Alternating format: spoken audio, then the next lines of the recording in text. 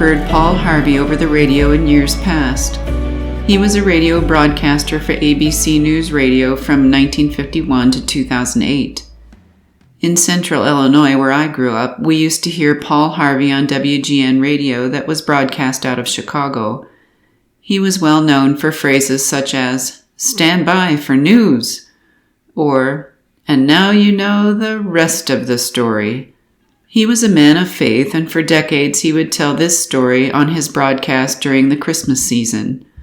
The author of the story is unknown. The title is The Man and the Birds. The man I'm going to tell you about is not a Scrooge.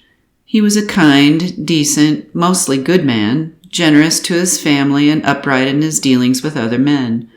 But he just didn't believe in all that incarnation stuff that the churches proclaim at Christmas time.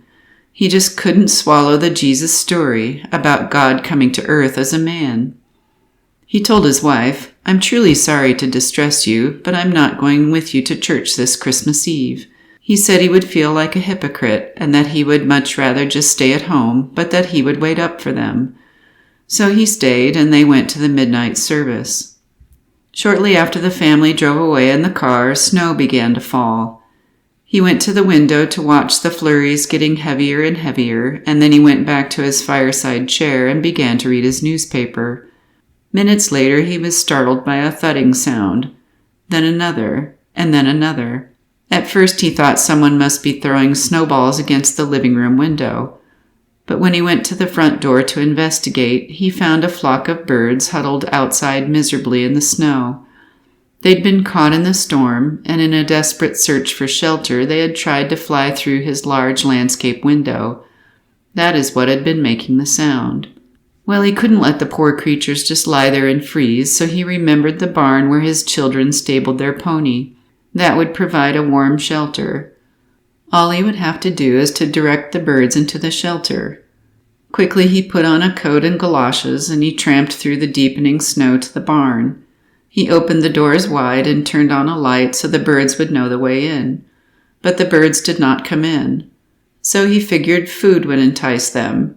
He hurried back to the house and fetched some breadcrumbs.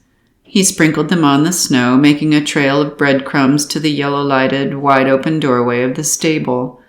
But to his dismay, the birds ignored the breadcrumbs. The birds continued to flap around helplessly in the snow. He tried catching them, but could not.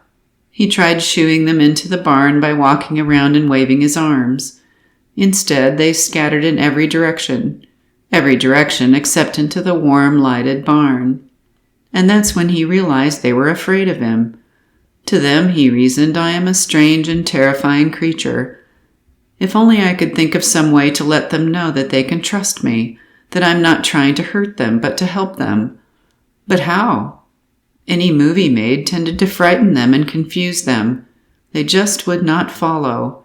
They would not be led or shooed because they feared him. He thought to himself, if only I could be a bird and mingle with them and speak their language. Then I could tell them not to be afraid. Then I could show them the way to the safe, warm barn. But I would have to be one of them so they could see and hear and understand. At that moment, the church bells began to ring. The sound reached his ears above the sounds of the wind. He stood there listening to the bells, Adeste Fidelis, listening to the bells pealing the glad tidings of Christmas.